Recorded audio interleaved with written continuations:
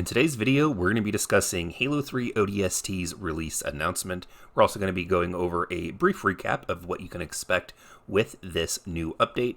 And of course, we're also going to take a look at the newest information available in the flighting and development blogs on Halowaypoint.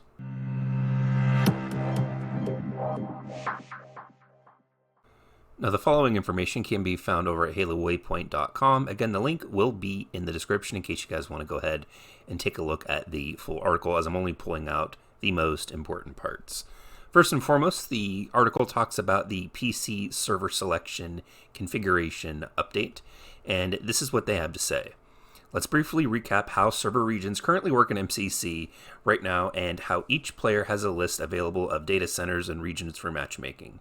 You can see this full list of regions on the network's settings page. Availability is determined by ping to each region. Regions which fall under a ping threshold relative to the lowest ping closest regions are available for a player. Additionally, a number of regions are tagged as fallback regions.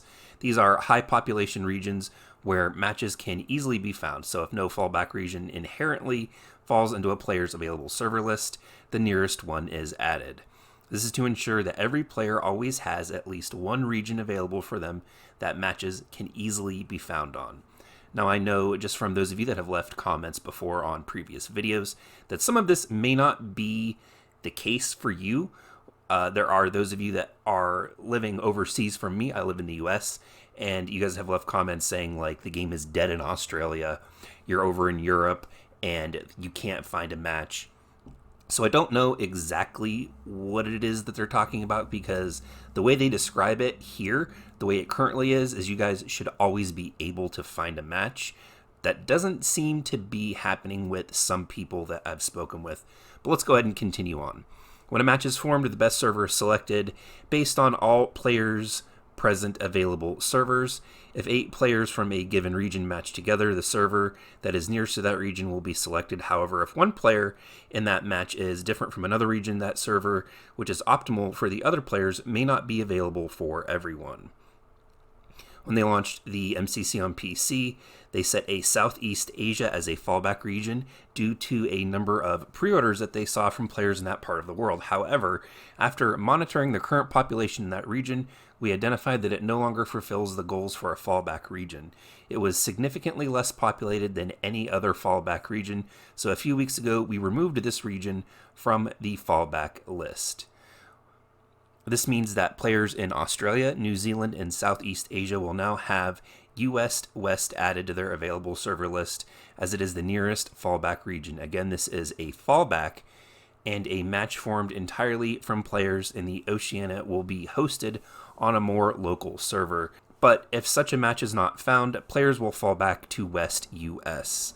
Once the server region selection feature comes online, players will have the choice between faster matches or a better connection.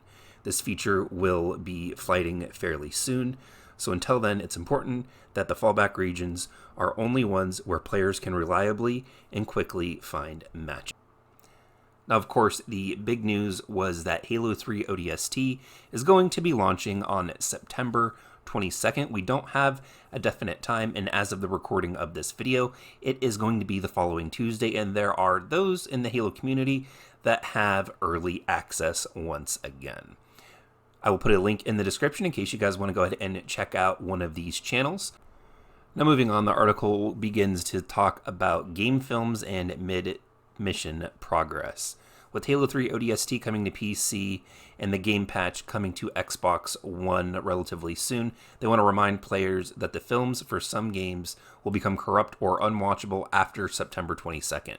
You will still be able to play and create new ones, though. So if you have missions to complete or gameplay that you want to make sure that you have for later, now is the time to capture that theater film or complete those legendary missions prior to the update next week. Now, the games that will be affected are Halo 2 Anniversary on Xbox, Microsoft Store, and Steam, Halo 3 on Xbox, and the MS Store and Steam, and of course Halo 3 ODST on the Microsoft Store and on Steam. And games that with films that are not affected are Halo Reach on the Xbox, the Microsoft Store, and Steam, and of course Halo 4 on Xbox. Additionally, as with the previous updates, any mid-mission progress for campaigns and playlists may also be affected.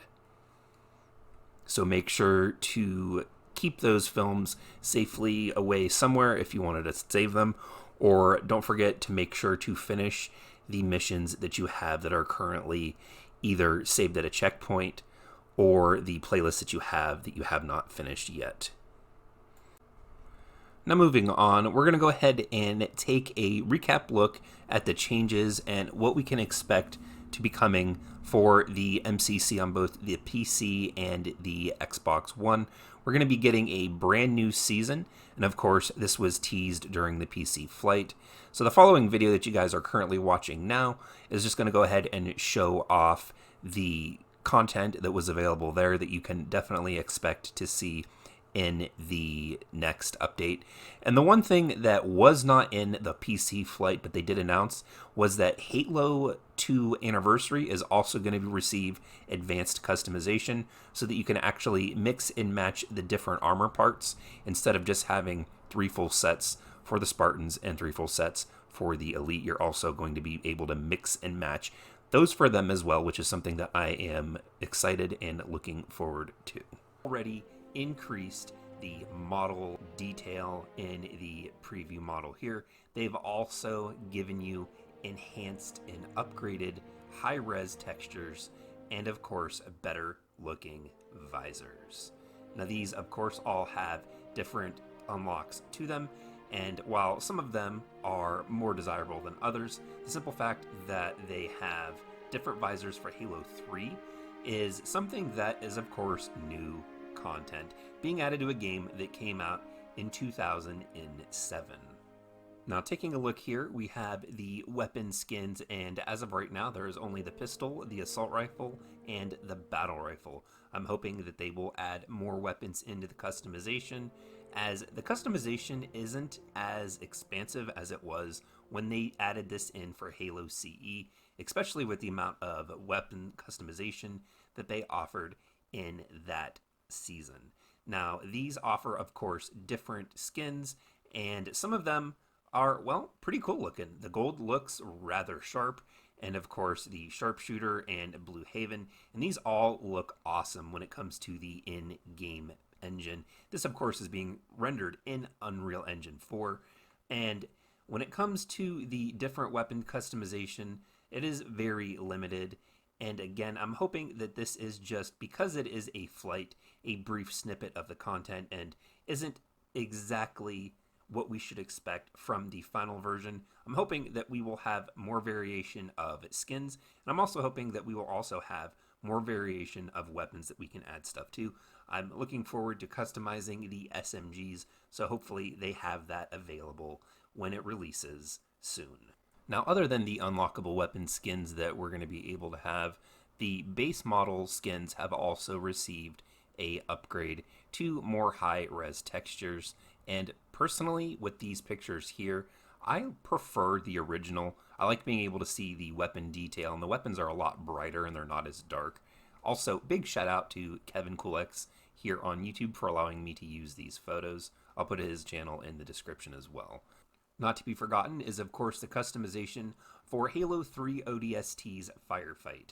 Now you're given the options here, and they're pretty similar. There's not really anything any different, except for a few added things, such as the injured Romeo with his helmet on and his helmet off, and then, of course, the bug-splattered Buck and with his helmet on and off. Johnson, it's nice to see Sergeant Johnson added in, as he was a pre-order bonus for pre-ordering the game back in 2009.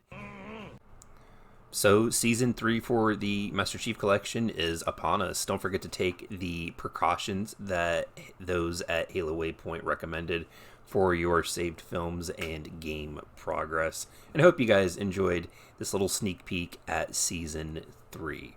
Don't forget to be part of the conversation and have your voice heard. Hit that subscribe button and leave me a comment in the section down below. Let me know what you are most excited for when it comes to Season 3 for the MCC. Don't forget to check out the links in the description. I've got my social media, links to support the channel financially, and of course, the secondary channel that I'm going to be using mostly for streaming is in there as well. But until next time, everyone, thank you all for joining me here today, and I'll see all of you in the next video.